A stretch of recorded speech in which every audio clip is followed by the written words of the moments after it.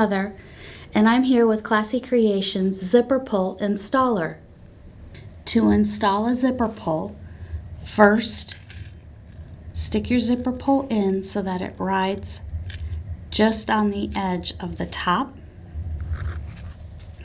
Take your zipper tape upside down with the zipper teeth facing down, and at about a 45-degree angle, slide them in to the sides